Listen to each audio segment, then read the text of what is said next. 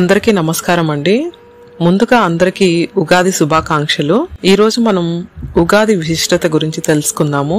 బ్రహ్మ గత ప్రళయం పూర్తయిన తర్వాత తిరిగి సృష్టి ప్రారంభించు సమయాన్నే బ్రహ్మకల్పం అంటారు. ఇలా ప్రతి కల్పంలోనూ మొదట వచ్చేదే యుగాదిని, యుగానికి ఆదిగా ప్రారంభ సమయంగా ఉగాది అని వ్యవహరిస్తూ ఉంటారు. ఈ పర్వదినం మనకు చైత్రమాసంలోని శుక్లపక్షంలో పాడ్యం రోజు ప్రారంభం అవడం వల్ల ఆ రోజు నుంచి తెలుగు సంవత్సర ఆరంభ దినంగా పరిగణిస్తాము.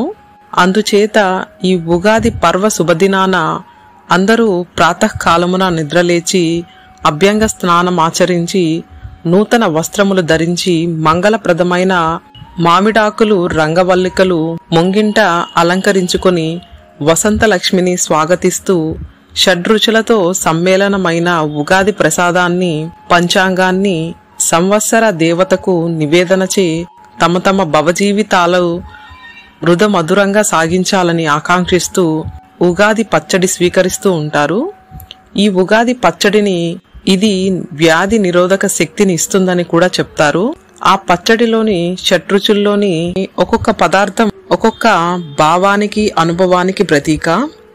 బెల్లం తీపి ఆనందానికి ప్రతీక, ఉప్పు జీవితంలో ఉత్సాహం రుచికి సంకేతం, వేప పువ్వు చేదు బాధ కలిగించే అనుభవాలు, చింతపండు పులుపు నేర్పుగా వ్యవహరించాల్సిన పరిస్థితులను మనకు నేర్పిస్తుంది, పచ్చి మామిడి ముక్కలు వగరు కొత్త సవాళ్లు ఎదుర్కొనే శక్తిని ప్రసాదిస్తుంది, కారం సహనం కోల్పోయేటట్లుండే పరిస్థితుల నుంచి కాపాడుతుంది.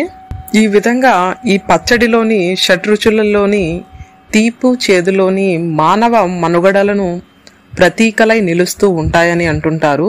ఇక ఉగాది రోజు ముఖ్యమైన విషయం పంచాంగ శ్రవణం. ఉగాది నాడు అందరూ కలిసి నిష్ణాతులైన జ్యోతిష్య పండితులు శ్రేష్ఠులను ఆహ్వానించి వారిని సన్మానించి ఒక పవిత్ర ప్రదేశమునందు పంచాంగ శ్రవణం చేస్తారు.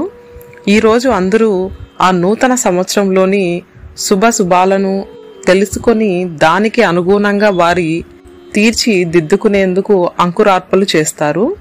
ఈ పంచాంగ శ్రవణంలోని పంచ అంగాల వల్ల తిథితో సంపదను, వారంతో ఆయుష్, నక్షత్రంతో పాప ప్రక్షాళన, యోగం వలన వ్యాధి నిర్వృత్తి కావడం, కరణం వల్ల గంగా స్నానం చేసినంత పుణ్యఫలాన్ని అందిస్తుందని పలువురి విశ్వాసం.